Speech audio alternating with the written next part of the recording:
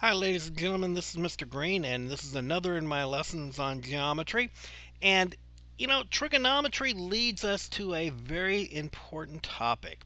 We need to be able to find the length of sides based upon measurements of angles.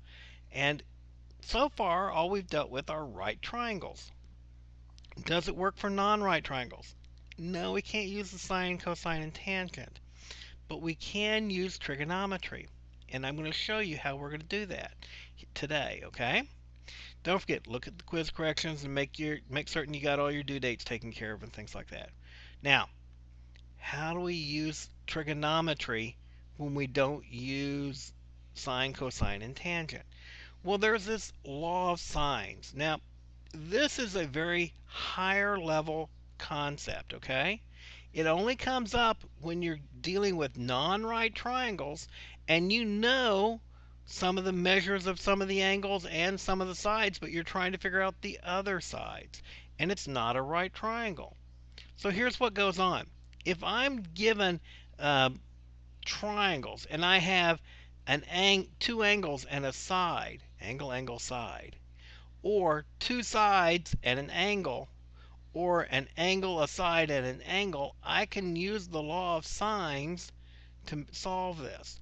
What am I going to be doing? I'm going to be taking a side and dividing it by the sine of an angle is equal to the other side divided by the sine of an angle.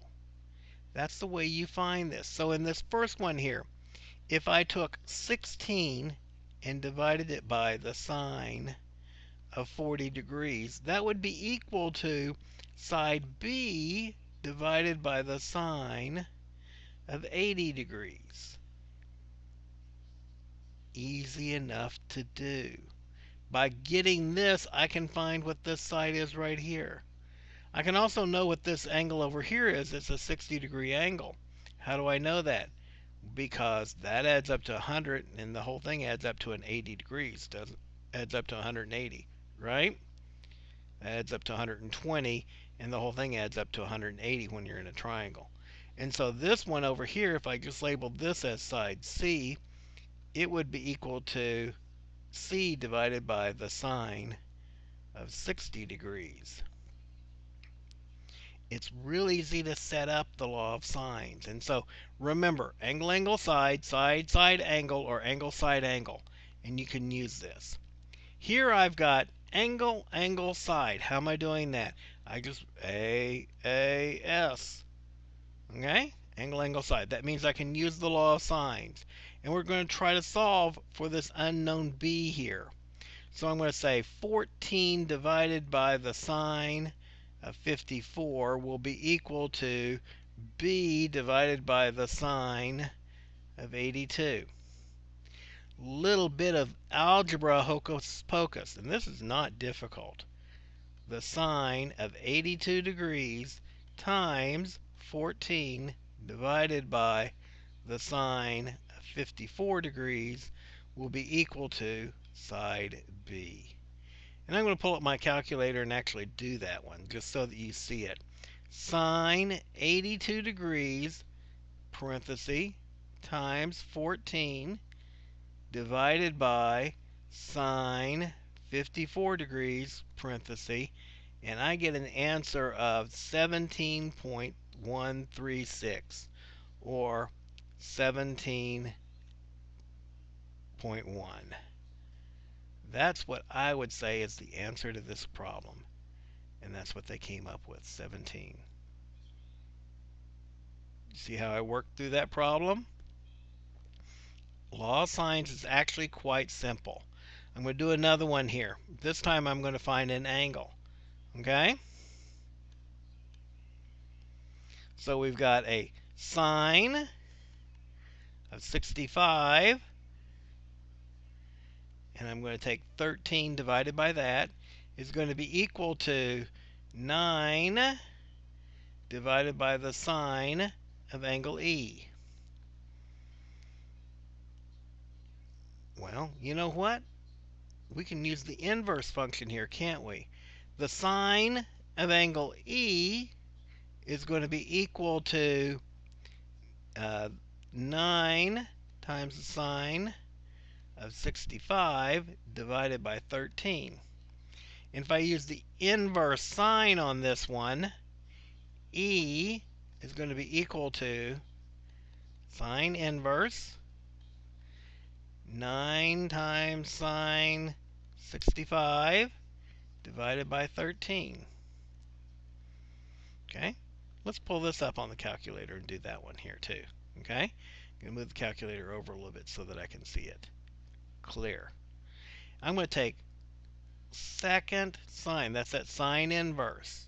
I'm going to got a parenthesis there, and so I'm going to say 9 times sine 65 parenthesis divided by 13 close parenthesis. When I do that, it comes back and tells me 38.86 or 39 degrees. E 39 degrees. You see how I worked through that? I always like to try to work them on pencil to a certain point before I go to the calculator, because then I make certain I've got my algebra done correctly before I make certain I try to get an answer. Okay? So I've worked a couple of examples of that. Let me give it to you in a word problem here. During a soccer game, the positions of 3 players form a triangle. Now this would happen very, very quickly, right? The triangle that they form, one of them is a 30-degree angle, one of them is a 124-degree angle, and we don't know what this other angle is over here, do we? Okay?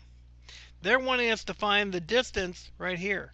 This is what they're wanting me to find right there, that distance between player D and player F. And they're telling you that D to E is 12 yards. Can we find this angle over here? Why, sure. 30 plus 124 is 154. That means we got 160, 26-degree angle right there. And I can say that the sine of 30 degrees, x, is equal to 12 divided by the sine of 26 degrees. Okay? And doing, multiplying by the sine of 30 degrees, I'm going to get that x is equal to the sine of 30 times 12, 30 degrees times 12, divided by the sine of 26 degrees. Let's see here. So when I do that, found the angle 26 here, and then I work it out, sine of 30 divided by the sine of 26 times 12 is going to give me 14 yards. So this turns out to be about 14 yards there. Cool?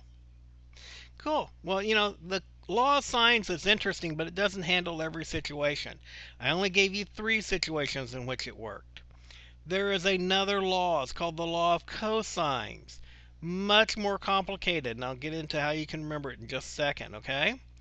But it works when you've got a side angle side, or you've got all 3 sides and you're trying to find an angle, okay? Side angle side, or all 3 sides. The law of cosines basically says if I'm trying to find a side, like side C, it's going to be equal to side A squared plus side B squared. Well, that's not hard to remember. That's the law of a Pythagorean theorem, right?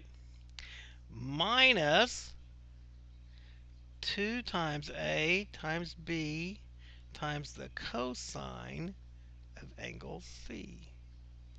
And we just go back here and show you that's what I had here. AB cosine C. This minus sign is always going to be there. This A and B are going to be the same as what you got here. And this angle C is going to be the same as the side that you're looking at. So if I'm looking for side C, I'm looking for this angle 74 degrees to go in here. That's why I need these other 2 sides to find this side here. So this one would be 8 squared plus 14.5 squared minus 2 times A, 8 times 14.5 times cosine of 74 degrees. How would I work this one over here? I don't have an angle to put in here. Well, what you're going to be doing is you're going to be setting it up, dividing, okay? And that's what C is equal to. C squared. That's what I did wrong. C squared. Okay? So, this one, for this one, you would set it up. You could set up whichever side you wanted to. Let's say this one, 15 squared will be equal to 46 squared plus 38 squared minus 2 times 38 times 46 cosine angle C. Well, I can subtract these, divide by that, and I will get this information.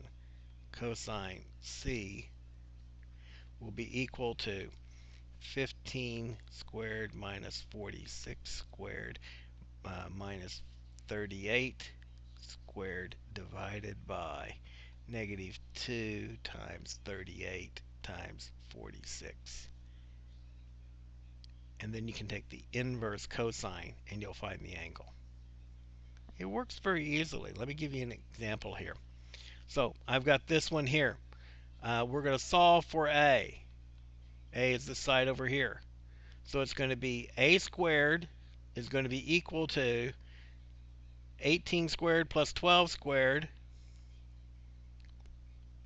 18 squared plus 12 squared, minus 2 times 18 times 12, 2 times 18 times 12, cosine 35 degrees. So when I put this together, it's going to wind up being A squared is 114, take square root of it, you get basically 11 degrees, almost 11 units, whatever that is. Okay? Let's solve for the measure of an angle this time.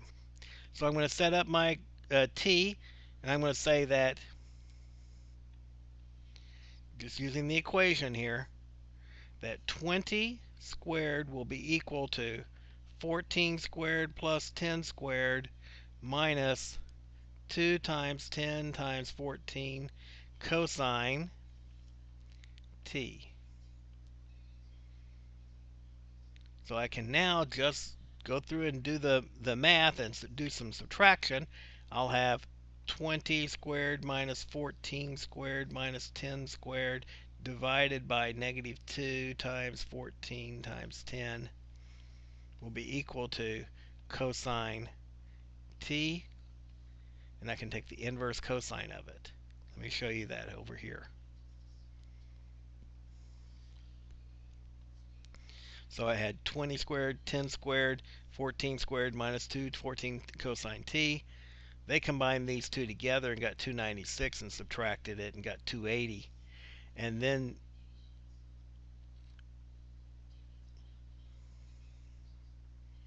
yeah, you could have just subtracted this and then divided by negative 2 and you would have got the same thing. 104 divided by 280.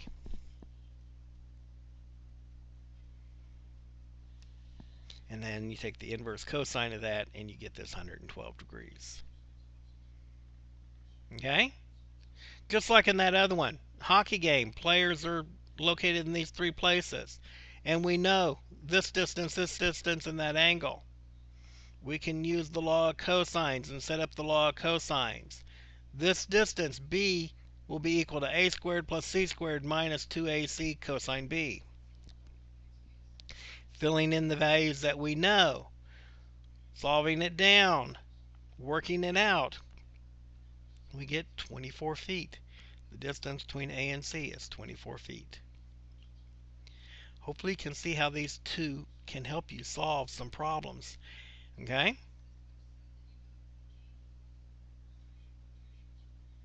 So if I wanted to find one of the angles, the other angles over here, Okay? Like angle A, we could then use the information that we just got, the B is 24 feet, and use the law of sines and set up a law of sines to solve that to find what the measure of angle A is. And knowing two angles, we could find the third angle by adding them together and subtracting from 180. So we found all three angles and all three distances. And we don't even have a right triangle. Okay? I know this is a complicated topic. When you get to these things and you have questions, remember I have tutoring on Tuesday, Wednesday, and Thursday, and I'm willing to help you at other times. Just send me a K-mail, instant message, and I will help you with these problems. These are difficult issues, and I understand it. It is something that you need to understand before you take your standardized tests like SAT and ACT. They do use these rules. Okay? So, having said that, I appreciate you letting me know that you're in geometry when you send me that information so that I can make certain I'm giving you appropriate answers. I look forward to seeing you or talking to you next